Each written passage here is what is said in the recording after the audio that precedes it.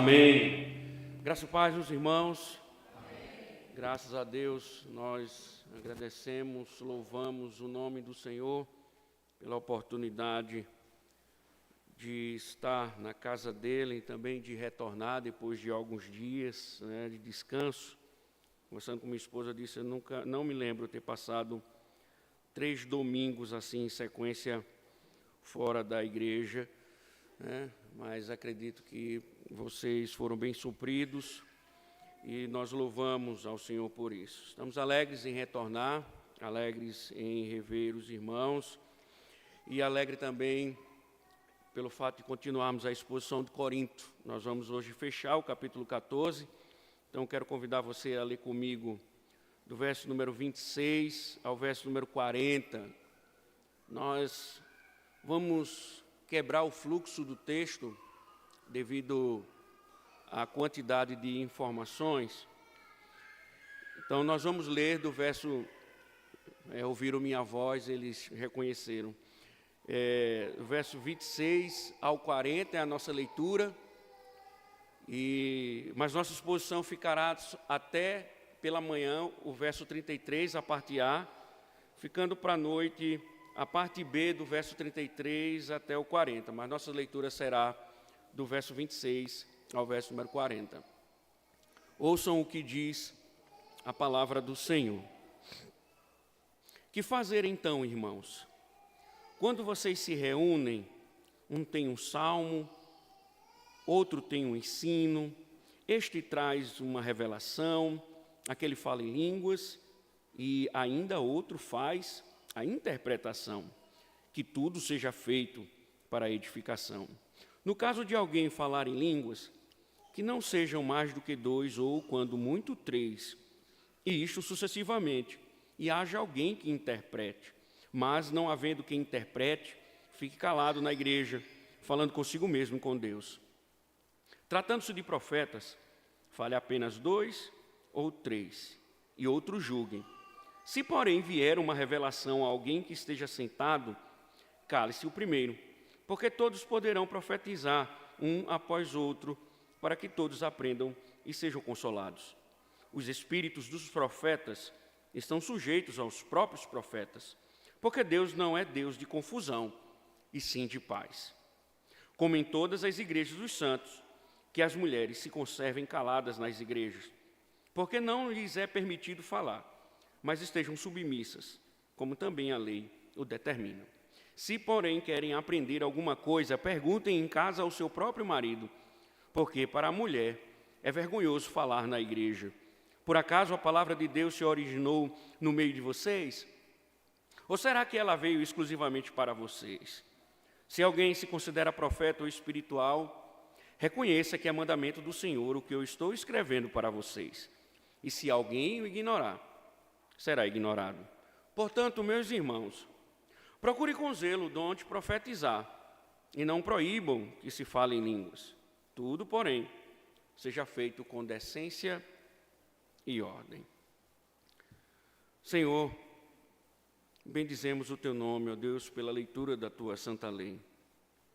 E rogamos a Ti, Senhor, que as verdades reveladas também, ó Deus, possam ser dirigidas aos nossos ouvidos e, com o auxílio do Teu Espírito, possam descer, ó Deus, às profundezas dos nossos corações, para que, ó Deus, não venhamos ser ouvintes negligentes, mas, como filhos obedientes, venhamos a nos curvar à Tua verdade, Senhor. Em nome de Cristo. Amém. Poder sentar, irmãos.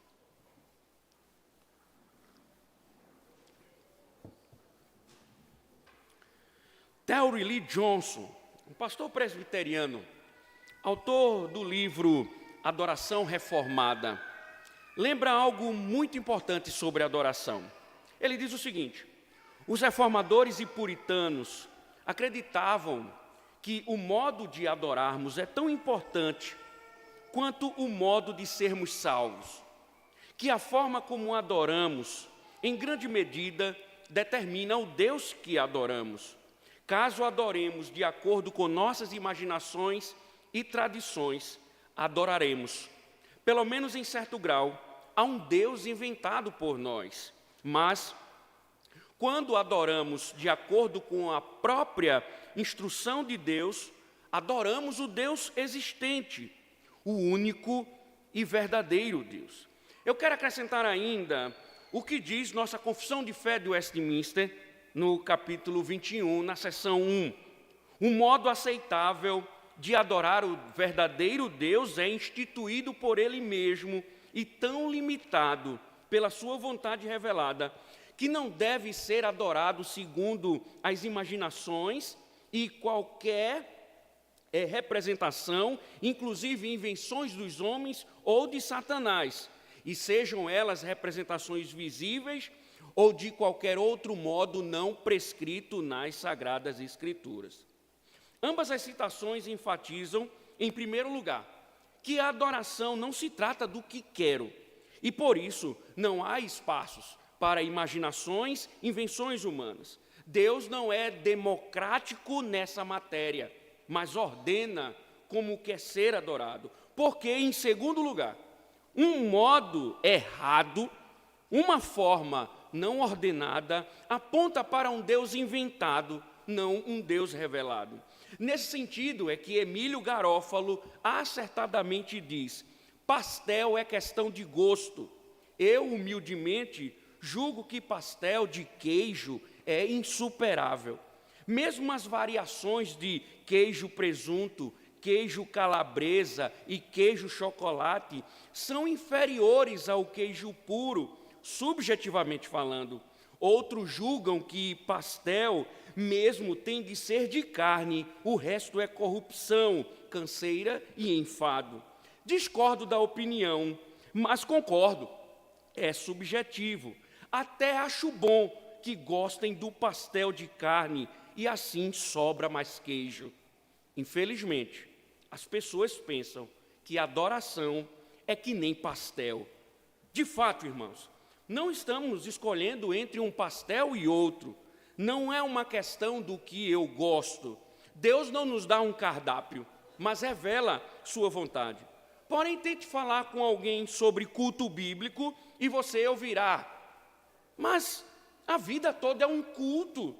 O culto é em espírito e em verdade. Podemos fazer o que quisermos. Será que essa multiforme adoração, todo mundo está errado? Deus não engessou o culto, mas nos deu a liberdade para adorá-lo como quisermos, pois nós estamos na graça.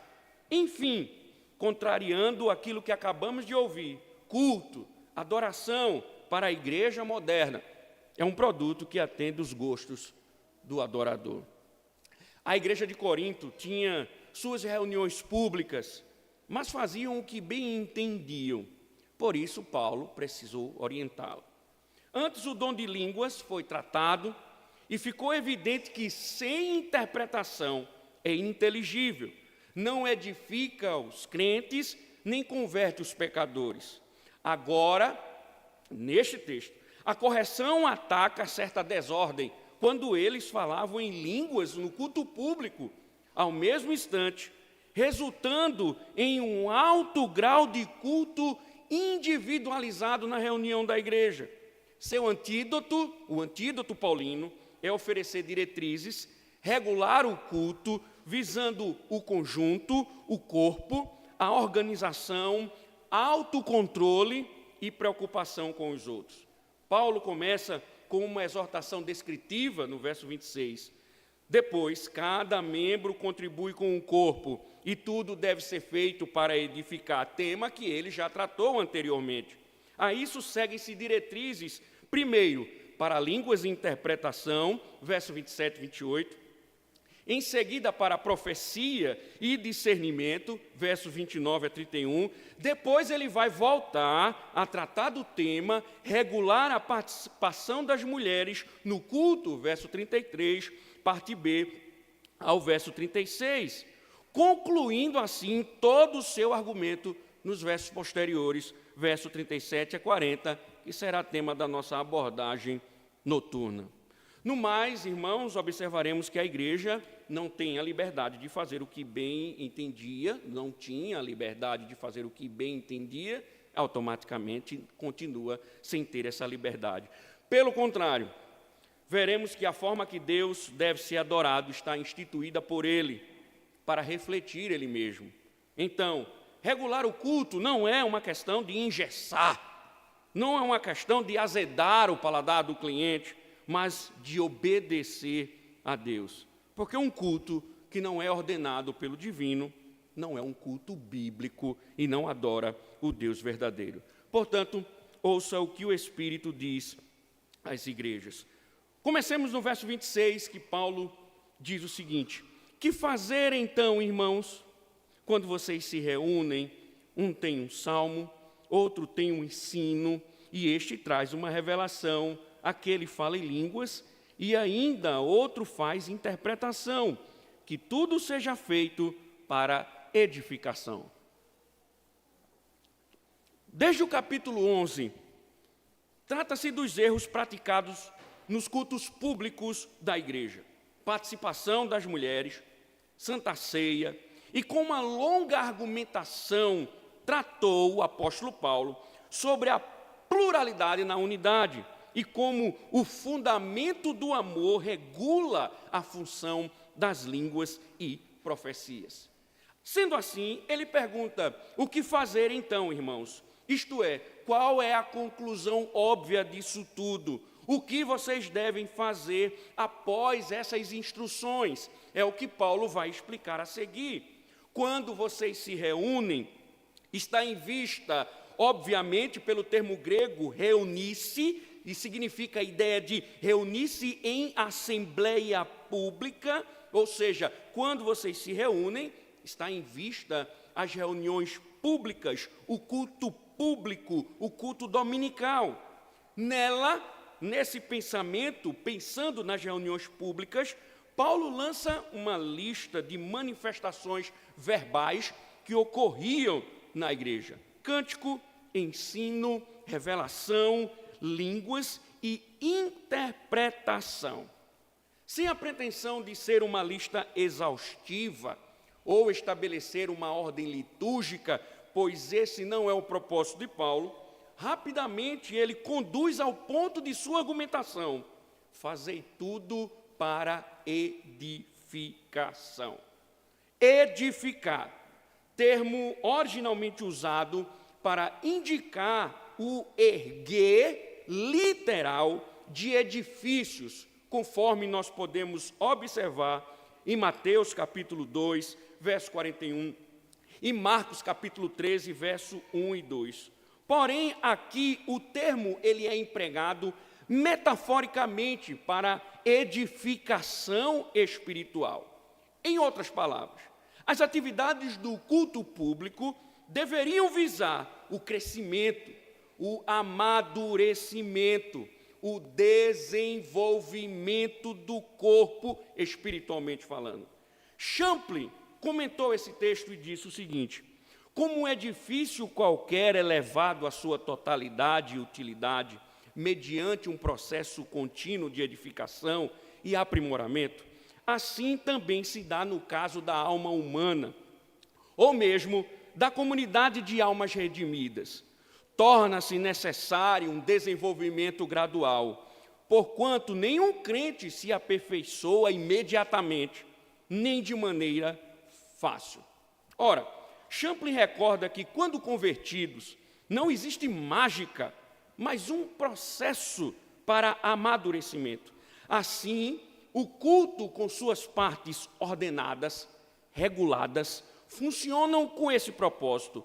Deus deu dons ao seu povo e, por meio deles, nas assembleias públicas, promove a paulina construção espiritual, ou melhor dizendo, a paulatina construção espiritual dos seus filhos. Mas, irmãos, observem como Paulo descreve aqui a importância da palavra no processo de edificação.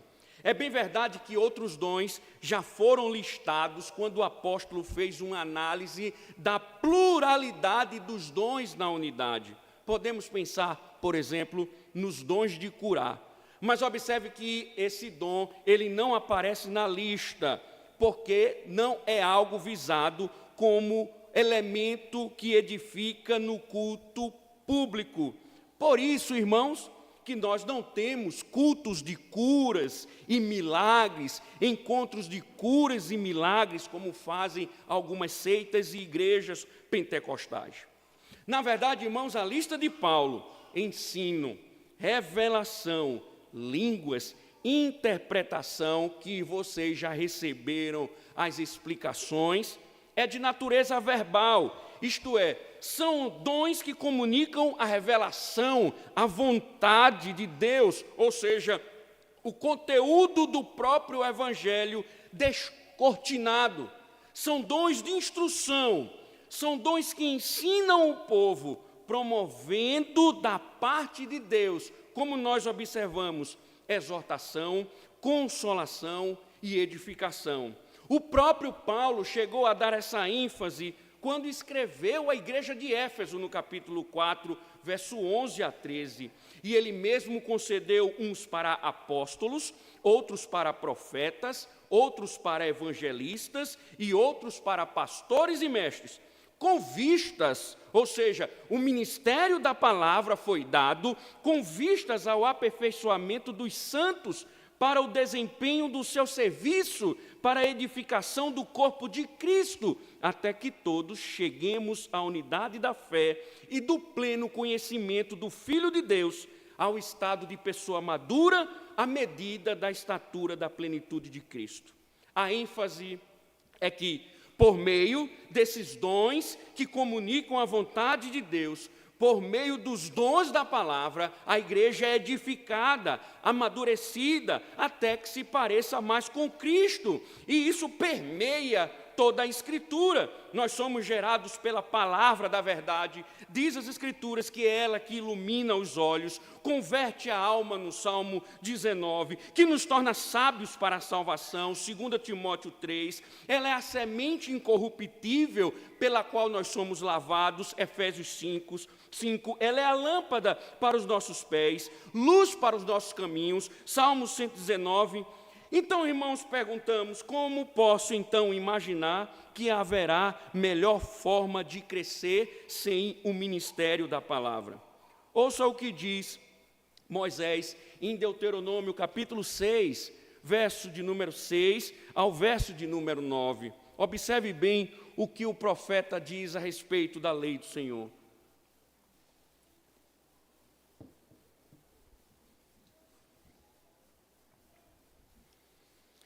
Essas palavras que hoje lhe ordeno estarão no seu coração. Você as inculcará a seus filhos, e delas falará quando estiver sentado em sua casa, andando pelo caminho, ao deitar-se e ao levantar-se. Também deve amarrá-las como sinal da sua mão, e elas lhe serão por frontal entre os olhos, e você as escreverá nos umbrais de sua casa e nas suas portas. O puritano Matthew Henry, comentando esse texto, diz o seguinte: embora palavras apenas, sem ações, não nos façam nenhum bem, ainda assim corremos o risco de deixar escapar o mais importante, se negligenciarmos as palavras, através das quais, normalmente, a luz divina e o poder divino são conduzidos ao coração. As palavras de Deus devem ser armazenadas em nossos corações, para que nossos pensamentos possam estar familiarizados e ocupados com elas diariamente. E com isso a alma inteira seja levada a obedecer e a agir sobre a influência e o efeito delas. Observem, irmãos, que nós observamos o que Paulo vem tratando aqui, que a igreja, ela está sendo instruída a observar, no contexto de edificação, que o ministério da palavra é dado para edificar a igreja. Como podemos ousar pensar que nós somos espirituais se abandonamos a fonte de vida, como diz Matthew Henry? Se a luz divina tem sido apagada por meio do Evangelho, como é que nós vamos dissipar as trevas? Se privarmos o coração de ouvir o Evangelho, qual fonte de poder poderá convertê-lo? Irmãos, isso é tão importante que Paulo vem dizendo. Infelizmente, muita gente pensa que um culto espiritual é um culto destituído da palavra. Há muito louvorzão, apresentações, enquanto o Evangelho tem sido abandonado. E eis a razão pela qual muitas igrejas estarem aparentemente vivas, mas estão mortas. São barulhentas, ativistas, mas sofríveis teologicamente. Mas podemos perguntar, como uma igreja pode ser santa se não se sabe o caminho da santidade? Como uma igreja pode ser preservada do erro se ela não conhece o que é certo ou errado? Então, enquanto os líderes estão promovendo diversão, estão matando, cegando, enfraquecendo a igreja. Paulo diz que tudo deve ser feito para edificação, mostrando que a palavra é fundamental nesse processo. A palavra é fundamental para o crescimento da igreja. Ó irmãos, como vocês devem amar a palavra de Deus. Como diz o puritano Joseph Alleine, vocês devem atá-la ao pescoço, escrevê-la sobre as mãos, guardá-la no coração. E isso implica que vocês devem lutar, não para estarem aqui reunidos egoisticamente, buscando satisfazer os desejos de vossa carne, mas sim devem incansavelmente se unir a nós na luta por um culto bíblico, edificante, que promova o crescimento de todos. Mas eu deixei uma coisa para observar. Onde é que o cântico entra nesse processo de edificação? Porque Paulo colocou também salmo. Não foi à toa que Paulo colocou esse item na lista. O que são cânticos? Senão as escrituras cantadas. E se a palavra é cantada, inevitavelmente haverá edificação. E preciso citar novamente Norman Champlin. A música, por si mesma, se reveste de profunda forma ou influência espiritual. Algumas formas de música, naturalmente, provocam a atitude de adoração ou a reflexão intelectual. Mas há formas que despertam as paixões baixas, há variedades musicais impróprias para a igreja. Grande tem sido a degradação da igreja evangélica em nossos dias, por causa do rock, do jazz e de outras formas frívolas de música. A música, tanto quanto a palavra falada, deveria edificar e não entreter ou excitar de maneira carnal ou mundana. Lembremos-nos que a música, conforme Daniel, era usada para promover a idolatria. O paganismo e a sensualidade têm sido promovidos bem no meio da igreja evangélica nestes nossos dias, através das músicas pessimamente escolhidas. Champlin foi cirúrgico. O que fizeram com o cântico congregacional? O que fizeram com o salmo? O que fizeram com o canto da igreja? Acabaram e transformaram o cântico num momento de êxtase carnal, cheio de mantras, danças, mundanismos, ritmos dançantes, aplausos, êxtases, alucinações, paranoias gospel, paganismo. Contudo, Paulo está dizendo, o cântico não deve despertar nossa carnalidade, mas nos fazer progredir espiritualmente. Cantar a palavra piedosamente não dá vontade de pular, não dá vontade de dançar, mas dá vontade de chorar, de se humilhar diante das verdades profundamente reveladas.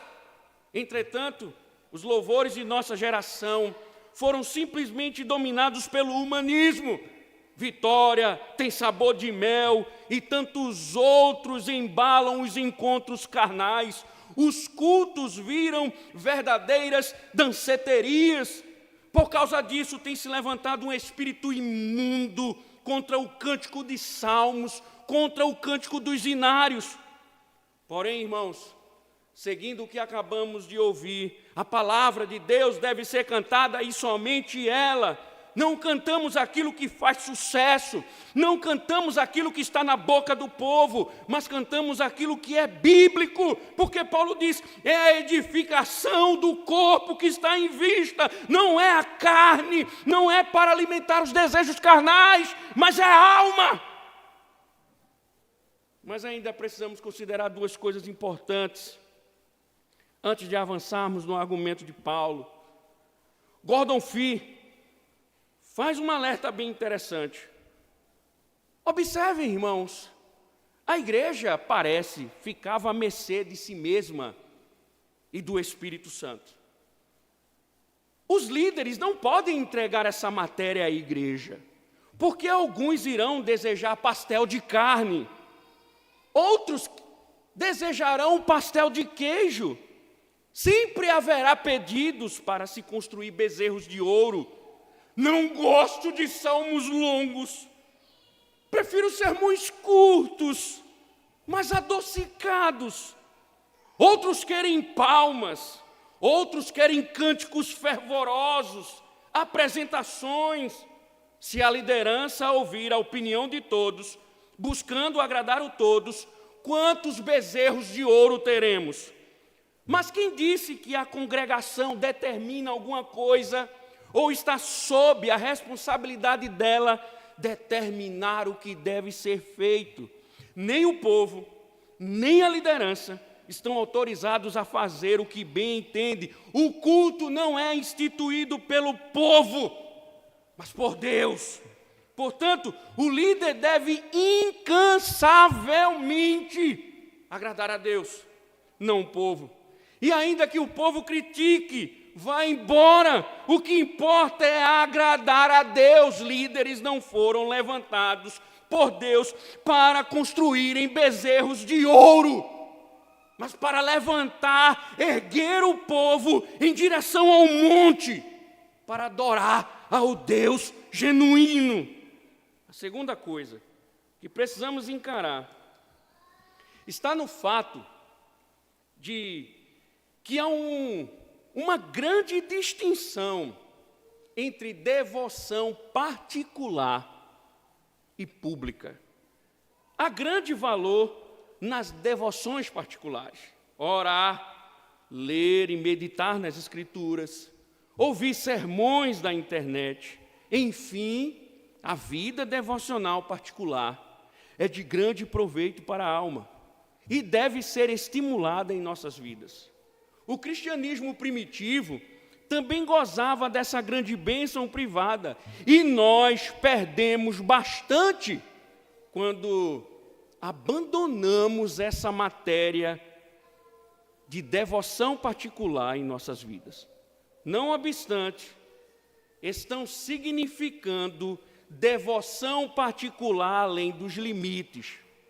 Em outros termos, quando alguém estima o particular acima da conta, em detrimento do público, está em pecado. Hoje ficarei em casa adorando ao Senhor. Enquanto o culto é transmitido, ele comenta no chat da transmissão, adorando em casa hoje. Não, você não está adorando. É bem verdade que algumas situações podem nos privar do culto, como trabalho ou até mesmo doenças. Contudo, devemos estar cientes de que, se você faltou o culto, você que está me assistindo agora, comentando no chat da igreja, e faltou o culto, independente do motivo, ou seja, ainda que seja justo, você não adorou.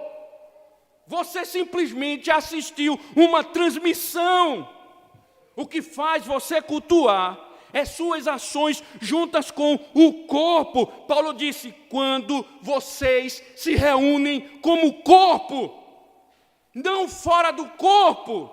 E a teologia da nossa igreja, embora abandonada por muitos, reflete bem essa questão quando recomenda, conforme está expressa na nossa Constituição.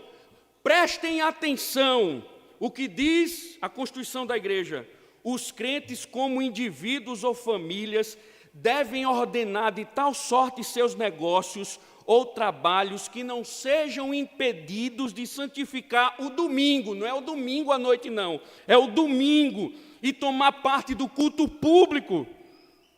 Ele ainda diz, os conselhos e pastores, essa é uma ordenança, devem mostrar-se atentos e zelar cuidadosamente para que o dia do Senhor, o dia do culto público, seja santificado pelo indivíduo, pela família e pela comunidade.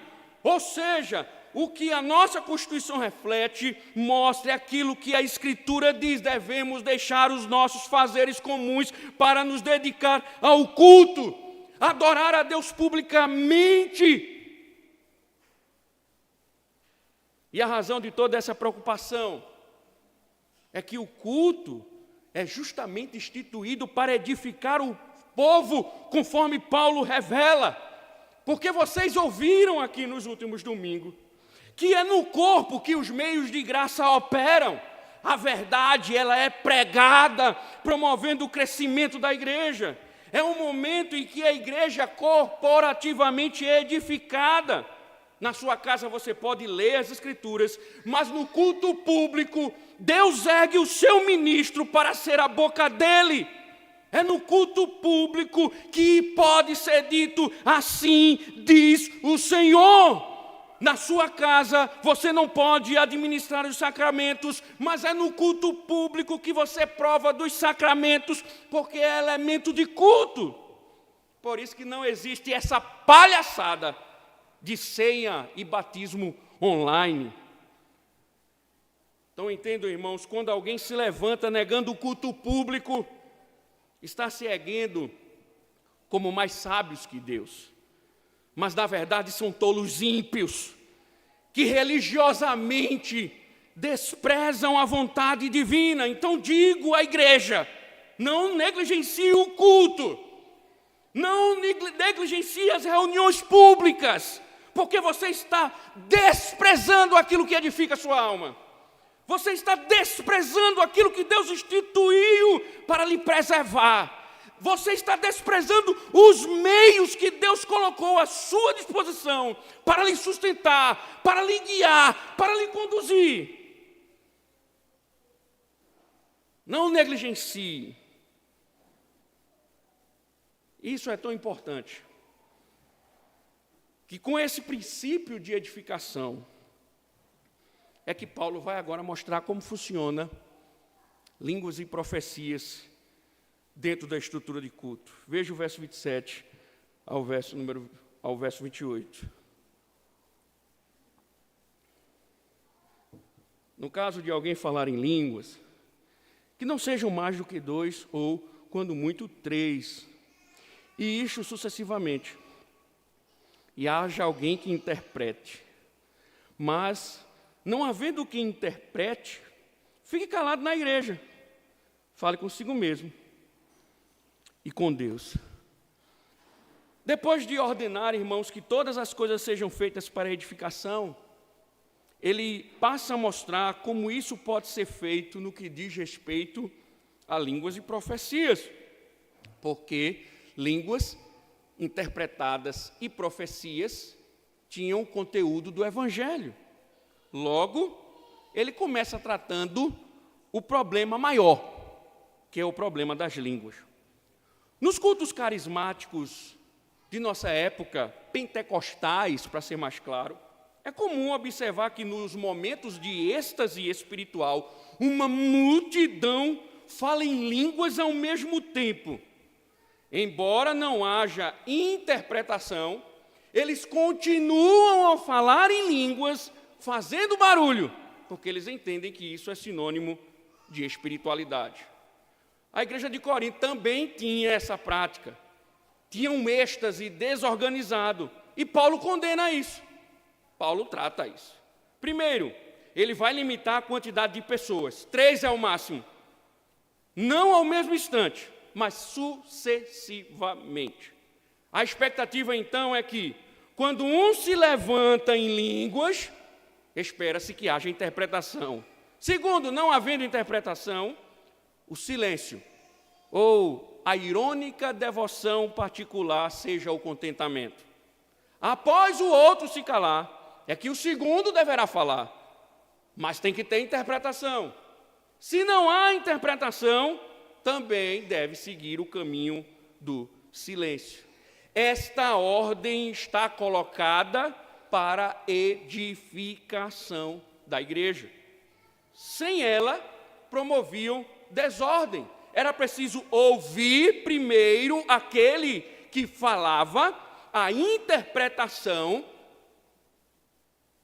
para que houvesse edificação, e não ouvir muitos ao mesmo tempo, porque muitos falando ao mesmo tempo não havia benefício ao corpo.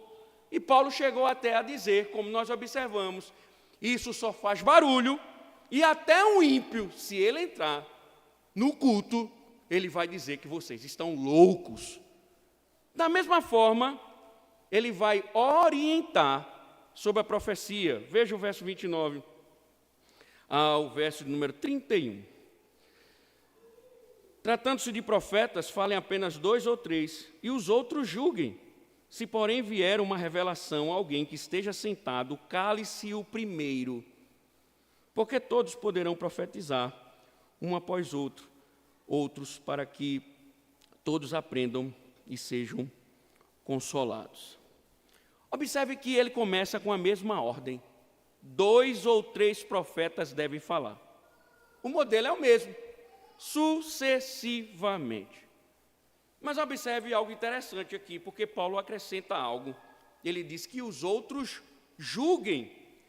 Essa última orientação traz o verbo que foi usado anteriormente no capítulo 12, verso 10, que faz diferenciação entre espíritos. Isso deve ser entendido como uma forma de testar os espíritos, mas não no sentido de o profeta estar ou não falando por um espírito estranho. Mas quando Paulo diz julgue, é analisar o fato da profecia em si estar ou não verdadeiramente em conformidade com o Espírito de Deus.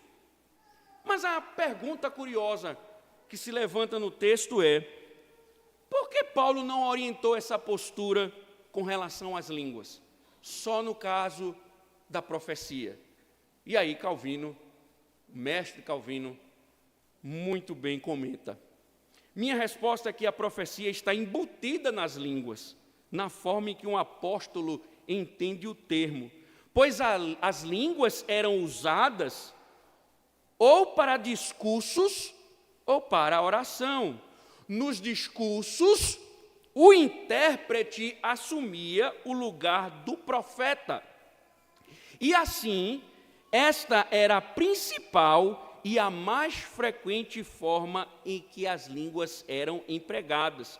Pois a intenção do apóstolo é que aqueles a quem ele designa a tarefa de falar deveriam empregar seu máximo desempenho e ser aprovados pelo assentimento geral. Calvino chama a atenção para o fato de que essa orientação serve tanto para a profecia como línguas, como ele mesmo disse, pois a interpretação exigida por Paulo tem o mesmo nível de profecia. Ou seja, quando alguém está falando em línguas e surge o intérprete, aquele que está interpretando assume o papel de profeta. Logo, também deve passar pelo julgamento.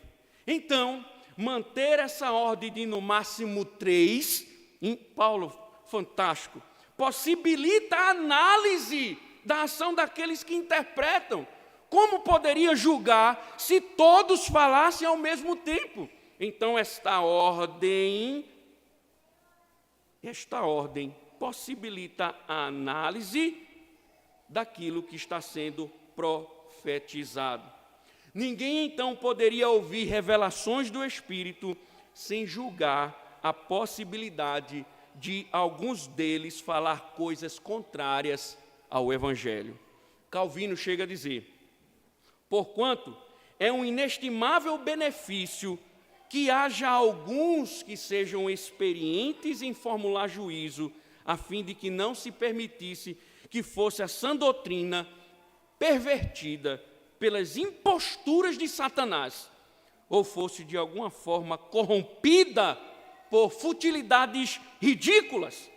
Portanto, o apóstolo está realçando que, mesmo que permanecendo em silêncio, os demais profetas estariam prestando revelante serviço à igreja. Isto é, a ordem proporciona também o benefício do julgamento. Esse negócio de êxtase sem compreensão, sem avaliação, é puro misticismo. Essas coisas de arrepios é coisa de místico. Da mesma forma que a igreja julgar não é desamor para com a própria igreja. Nós não podemos julgar. Paulo disse, julguem, porque essa é uma contribuição graciosa, porque evitamos que mentiras, em nome do Espírito, se alastrem no seio da igreja. Irmãos, quantos não falam em nome de Deus, mas de Deus não tem nada? A coisa mais fácil hoje é promover uma mentira dizendo, foi Deus que me disse, foi Deus que falou, foi Deus que revelou, eu senti de Deus no meu coração. Mentira! Tem gente até transformando pedras em vinho. Essa eu tive que ir, dar uma cutucada, Então é preciso que a igreja avalie o que está sendo dito. É preciso que a igreja analise, pois é isso que se espera de uma igreja centrada no Evangelho. Se espera de uma igreja que se submeta às Escrituras, que ela avalie tudo o que está sendo dito e não saia ouvindo tudo e colocando esse tudo no coração como se fosse verdade. Quantos irmãos não foram iludidos por profetas que falam em nome de Deus, porque não analisaram o que está sendo dito? Quantas pessoas não estão correndo atrás de cultos falsos, porque nunca julgaram, por meio das Escrituras, se aquele culto é bíblico? Paulo diz, julguem.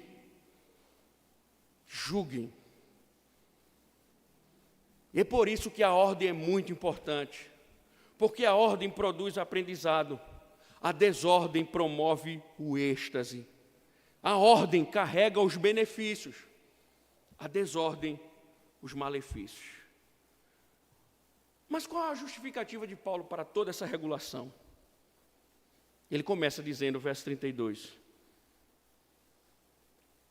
Veja, os espíritos profetas, eles estão sujeitos aos próprios profetas. Paulo apresenta uma justificativa interessante aqui.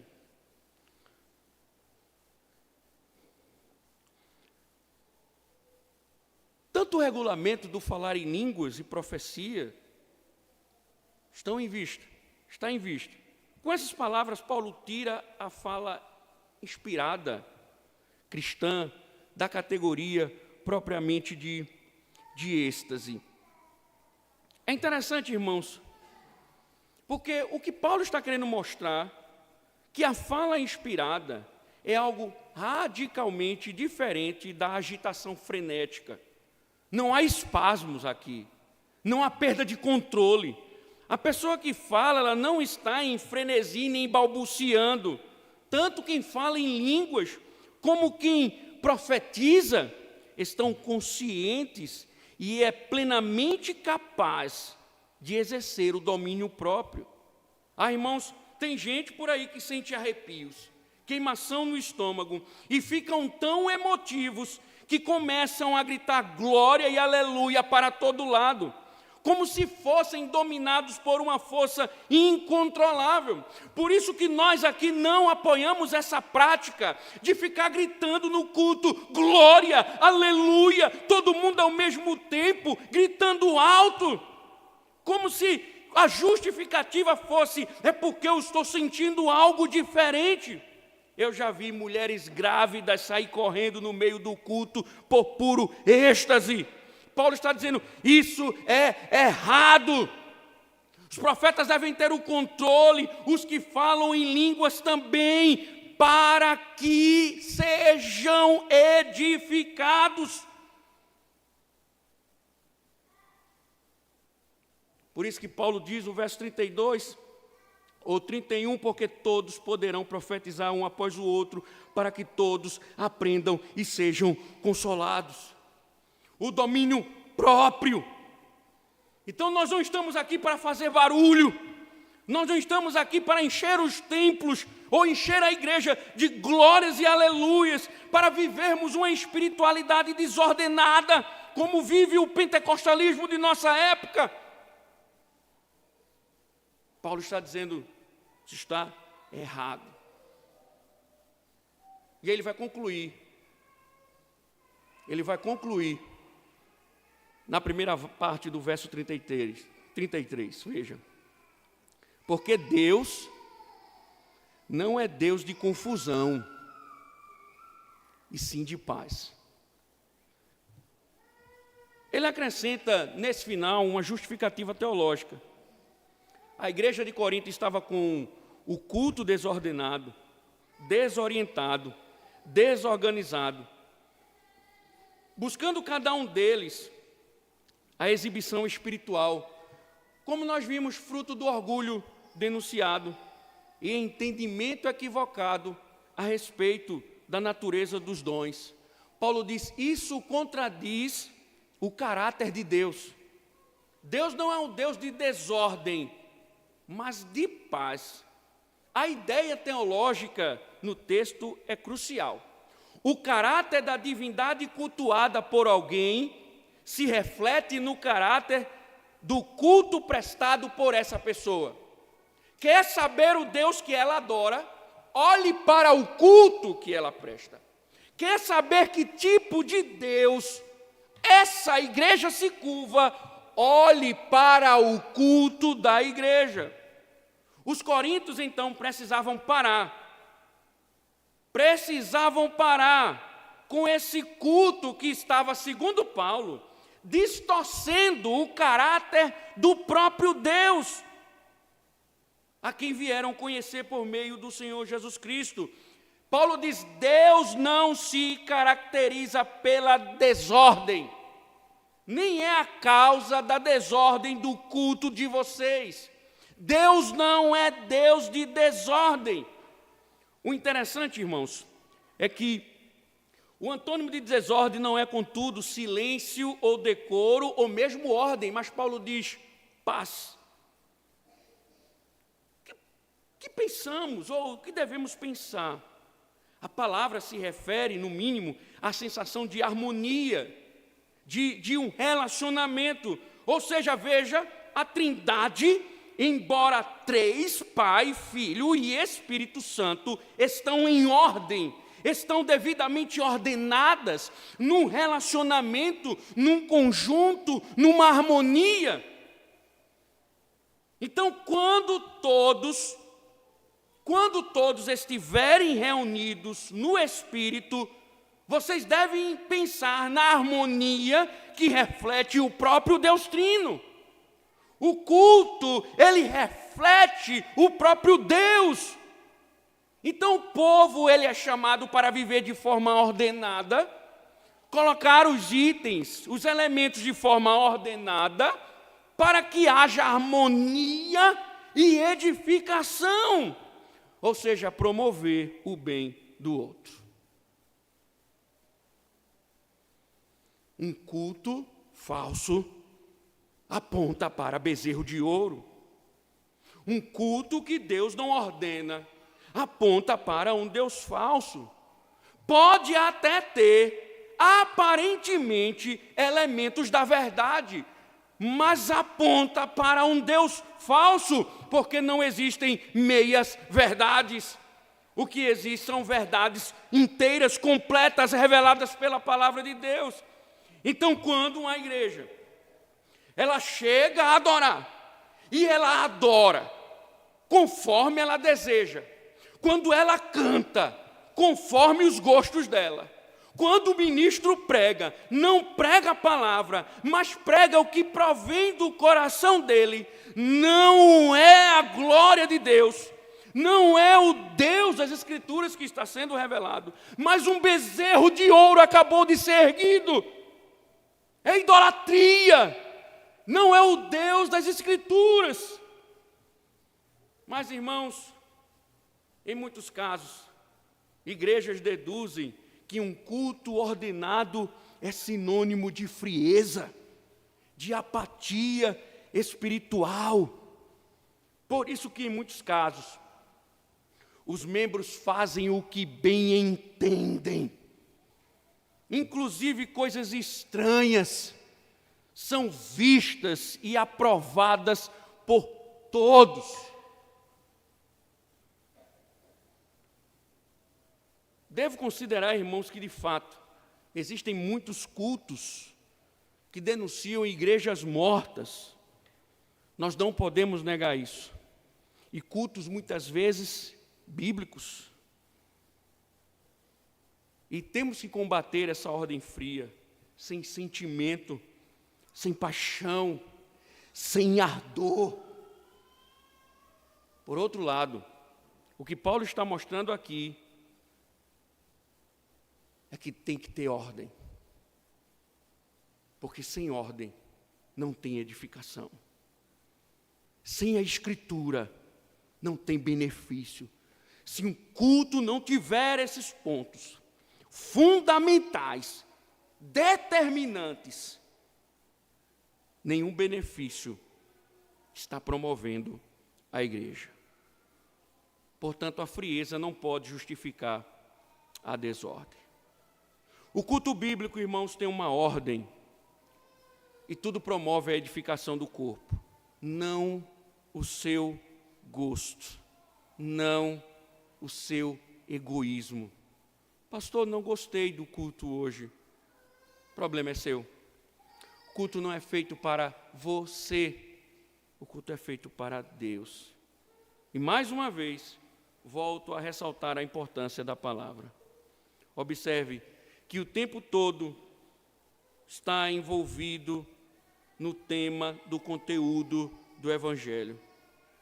A coisa é tão ordenada que aqueles que estão a ouvir, tanto profecia como línguas, devem julgar, avaliar o que está sendo dito. Portanto, o culto não é lugar de êxtase, não é lugar de estar pulando, não é lugar de dizer, olhe para o seu irmão e diga, você é lindo, mas é lugar de razão, de reflexão, de entender a voz de Deus. Então, quando você vai para um culto que não entendeu nada, mas sentiu o tempo todo, isso não foi um culto bíblico. Uma vez vi uma pessoa dizer para outra, como foi o culto hoje? E ela disse, foi uma maravilha, uma bênção. Qual o tema da pregação? Não sei, mas sei que foi uma bênção. Isso não condiz com o que acabamos de ouvir. Pois o culto abençoado é um culto que me encheu de aprendizado espiritualmente, que me fez crescer, que me fez sair da igreja dizendo, eu preciso mudar, Deus falou comigo. Eu preciso mudar minhas atitudes, eu preciso mudar a minha vida, eu preciso me submeter à vontade de Deus. Ou até mesmo você chegou triste, angustiado, e saiu dizendo, como Deus falou ao meu coração, como Deus renovou as minhas forças, como Deus me impulsionou a caminhar mais depois de tudo que eu ouvi. isso é um culto bíblico. E se não for assim, distorce o próprio Deus. Porque um Deus de desordem não é um Deus bíblico. E já sabem que quando não se revela o Deus bíblico, para ídolos aponta. Óbvio, um culto desordenado é um culto fruto dos desejos e anseios de pessoas que estão buscando outra coisa a não ser sua carnalidade. Na igreja de Corinto, as coisas eram feitas não para edificação, mas para a exibição de dons e talentos. Eles não queriam promover a Deus, mas promover o ego, exibir uma falsa espiritualidade. Cristo foi obediente para revelar o Pai. Ele não instituiu nada novo, muito menos procurou se revelar acima do Pai. Pelo contrário, sempre fez aquilo que o Pai ordenou. E por isso, ainda que criticado pelos homens, nunca foi criticado pelo divino. Ele preferiu se submeter a adorar a Deus segundo a vontade de Deus, do que se conformar às imaginações humanas. Lembram? Se tu és o Cristo, citando o texto agora, biblicamente falando, se tu és o Cristo, transforma estas pedras em pães. Jesus adorou conforme as Escrituras. Nem só de pão viverá o homem, mas de toda palavra que procede da boca de Deus.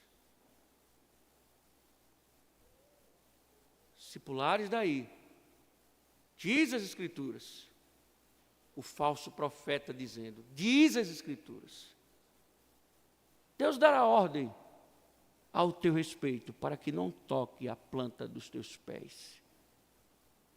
Jesus disse, não tentarás ao Senhor teu Deus. O falso culto voltou a Jesus e disse, tudo isto te darei, se prostrado me adorares. Jesus disse, somente adorarás o Senhor teu Deus. Que Deus nos abençoe. Mais tarde tem mais. Ó Senhor, obrigado por tantas verdades reveladas. Obrigado, Senhor. Porque somente o Senhor pode mover nossos corações em direção à verdade. E que assim seja. Livra-nos, Senhor, daquilo que é falso, daquilo que não te revela, para a glória do teu nome, ó Deus. E que a liderança desta igreja seja preservada, para que ela permaneça fiel a ti, em nome de Cristo.